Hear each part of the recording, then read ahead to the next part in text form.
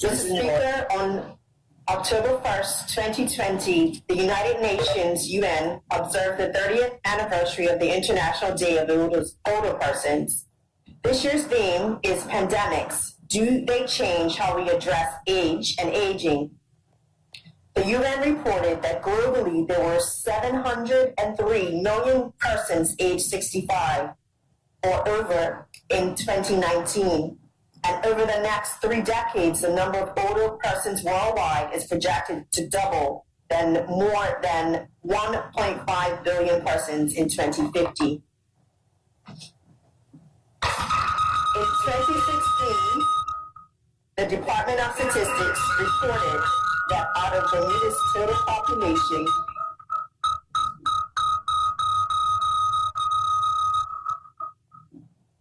63,779, there were 10,704 persons 65 years and over.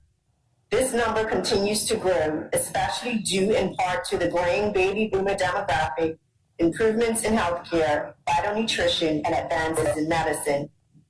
Prevention and early detection in healthcare, healthier lifestyle choices, and health and safety in the workplace also contribute to prolonged life expectancy.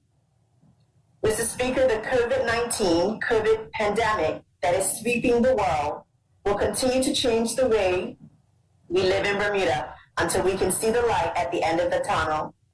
During the last 10 months, we have learned that our seniors are at great risk during a pandemic, and therefore it is paramount that the community makes every effort to minimize risk to this vulnerable group.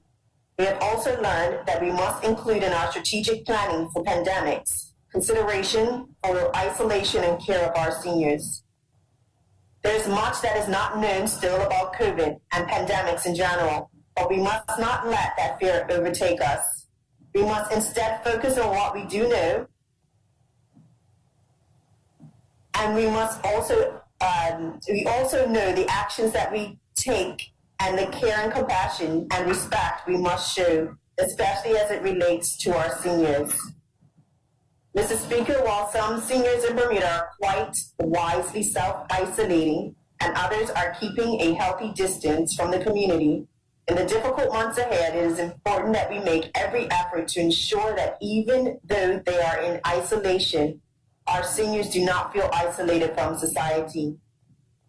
Mr. Speaker, some things that family and friends can do are find ways to keep an eye on the seniors in our lives, drive by the house and talk to your parents, grandparents, senior friends as they stand in the driveway or on the porch, drop off a meal or medications if needed, following masking and social distancing guidelines.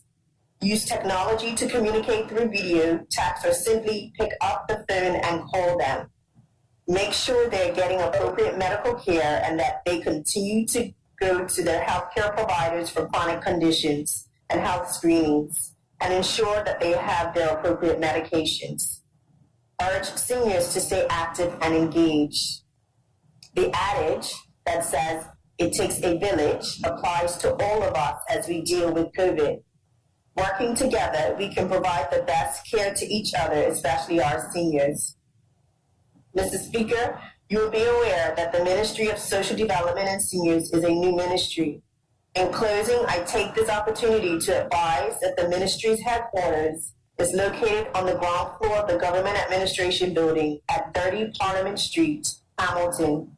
Operating hours are from 8:30 until 4:45 p.m., and the telephone number for the office is 444-2466. Thank you, Mr. Speaker.